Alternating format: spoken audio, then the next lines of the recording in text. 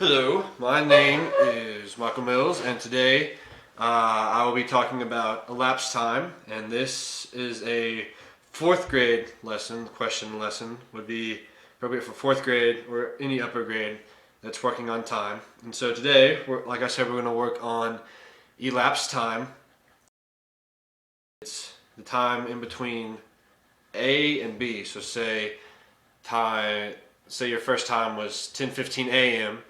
and the second time you're given is 3:15 p.m. The elapsed time is the time that it took to get from the 10:45 or 10:15 to 3:15. And so that's what we're going to be looking at today is the time, elapsed time, so the time in between time A and time B.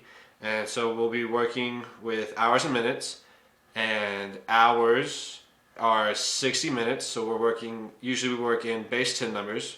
So when we get to 10, we make a new group, but in time we work with base 60. So the maximum is 60, so when we get 60 minutes together, we lump those into 1 hour. And so we'll be working with hours, so 60 minutes, and then minutes. And a minute is 60 seconds. So you get 60 seconds, that groups together as 1 minute. All right, so our question is Brendan's practice started at 11 a.m. When he left to go home, it was 2:15 p.m. How long was Brendan at practice? So in the problem we see that Brendan went to practice at 11 a.m. and he went to go home at 2:15 p.m. And so the elapsed time we're looking for is the time it took to get from 11 a.m. to 2:15 p.m. And so there's a couple ways that we can go about solving this. One way is to use addition. And so we start at our 11, and then we need to get to 2:15. And so we can start by getting big chunks out of the way. And so we can start by adding 1 hour to 11, and that gets us to 12 o'clock or noon. And so there's 1 hour out of the way, and now we're still not at 2:15, so we need to add another hour, which gets us to 1 p.m. And so we had another hour, we got to 1, but we're still not at 2:15. And so I'll move up here. We have our 1 o'clock, and so we'll add another hour, which gets us to 2 p.m. And so we're still at 2:15, but we don't need to add a biggest chunk as an hour. And so we can start by adding. We can either do 50 minutes as a whole, or we could break it down into 10 and 5 minutes. And so let's do 10 and 5. So we can add 10 minutes here, which gets us to 2:10. We're not quite there, and so we'll go in and add that last 5 minutes, which gets us to 2:15. So we started at 11, and we made it to 2:15. And so what we're going to do is we're going to go back and we're going to circle all the time that we added as we went along. And so we are going to take these and we're going to pull them out, and we will add them. So I'll go over to the side, just right here. And so we have 1 hour from over here, so check we use that.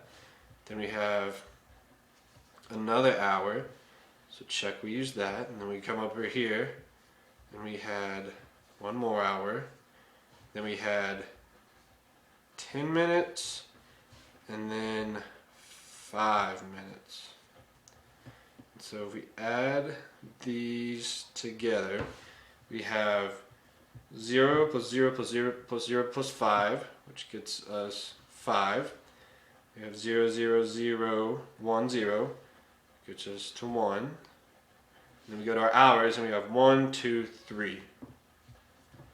So here's our final answer, our elapsed time. So if we go back to our question, which was how long was Brendan at practice, we went and we added all the way up, and then we took the numbers, the hours and minutes that we added, and we went to the side, we added those up, which gave us 3 hours and 15 minutes.